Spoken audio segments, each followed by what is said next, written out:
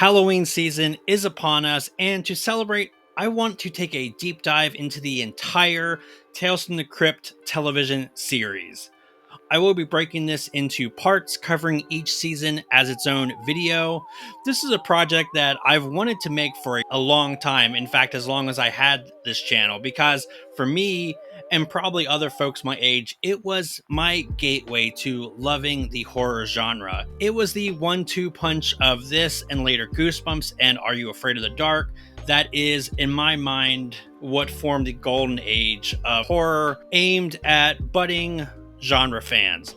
While yes, Tales from the Crypt is not really for kids, I think it's tame enough that it could be, and I was somehow allowed to watch this at a fairly young age. You see, back in the Stone Age, cable was a luxury item, and one that my family didn't have at this point. However, my dad's hippie friends did, and as a favor to us, would record shows and movies. One of those shows, of course, was Tales from the Crypt. I was instantly hooked, and I still have a pile of VHS episodes recorded off of TV just as a really fun, warm, fuzzy reminder. Later on, the animated series Tales from the Crypt Keeper came out, and that show is a certifiable banger. Also, I had the toys, which also was fucking awesome. So, I wanted to give you a very brief history of Tales from the Crypt, its comic origins, and the road leading up to the television show creation. Tales from the Crypt and the Crypt Keeper started life not on the small screen or the big screen, but in print form. Published by EC Comics in the summer of 1951, Tales from the Crypt was a bi-monthly horror anthology.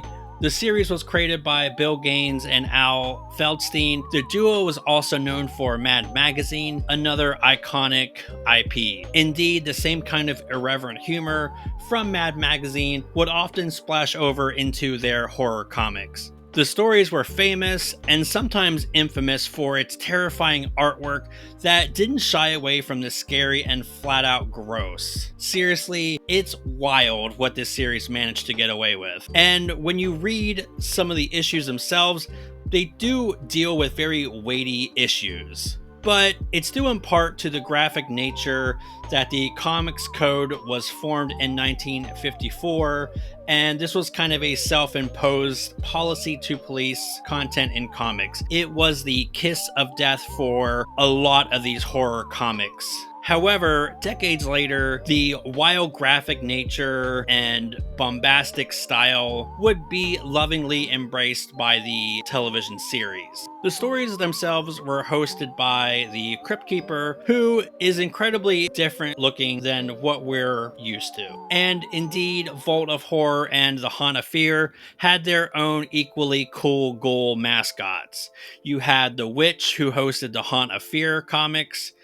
You also had the Vault Keeper donning a really sharp green getup, and he hosted, of course, the Vault of Horror. The fun thing was, these fictional characters would often try to one-up each other as far as who was telling the scarier stories, and I really love this kind of meta aspect. Bill and Al had a love for fourth wall breaking, even appearing in an issue as themselves. Long before the HBO series, 2 films were adapted: Tales from the Crypt in 1972 and The Vault of Horror in 1973, both produced by Amicus Studios. Tales from the Crypt was made on an estimated budget of about £170,000, or roughly 220,000 US money. And this isn't taking into the pounds value in 1972, but this is just an estimate. The film is pretty good and also pretty infamous for having a killer Santa segment starring Joan Collins.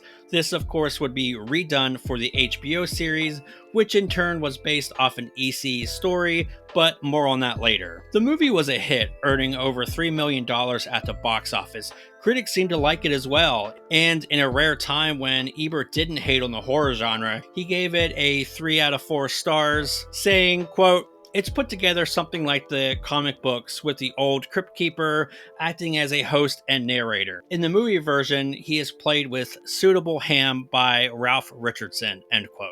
The follow up, The Vault of Horror, was released in 1973, and while I couldn't find a box office figure, it did not do well critically, and I'm assuming it did not do well financially, effectively killing the film adaptations for a while, anyways. Even though the Comics Code managed to kill the undead ghouls and their spine tingling fun, it certainly had a huge impact on kids that would later grow up to be influential storytellers in their own right.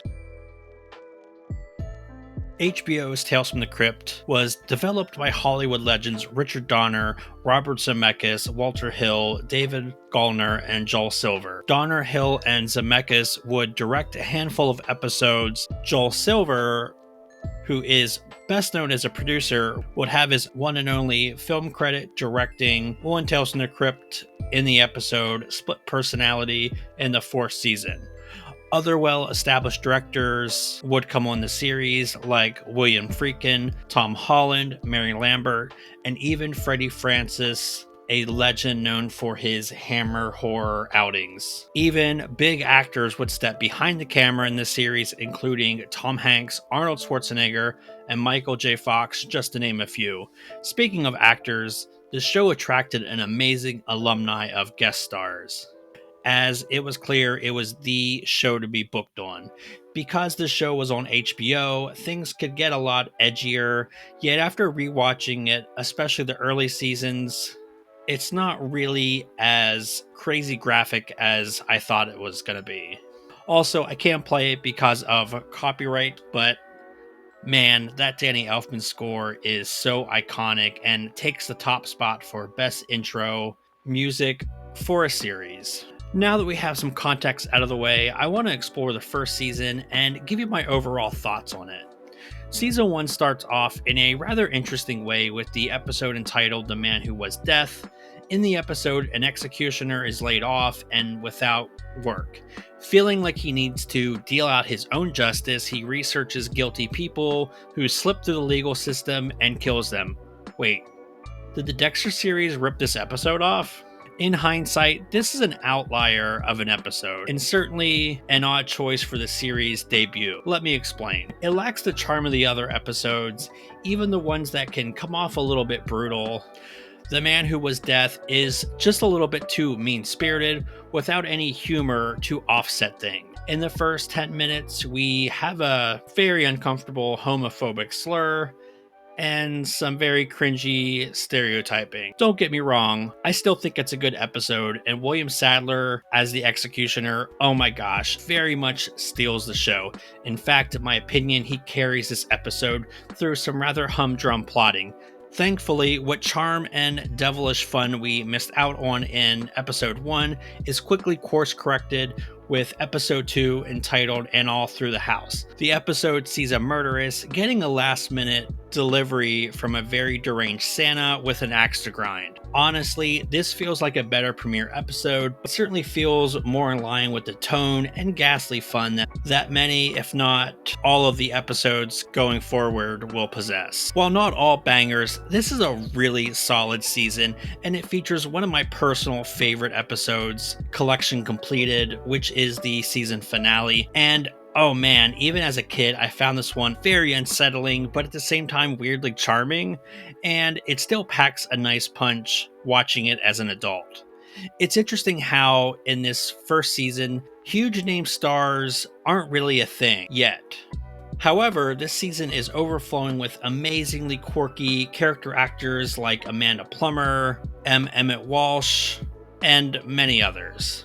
This is something that will evolve over the course of the series, yet one thing is pretty strong for the entire show's run, and that is the casting is just always spot on. The Man Who Was Death notwithstanding, Tales from the Crypt comes crawling out of the grave, fully formed in terms of a consistent tone and excellent writing and directing. HBO is now known for prestige television, but in 1989, they really weren't.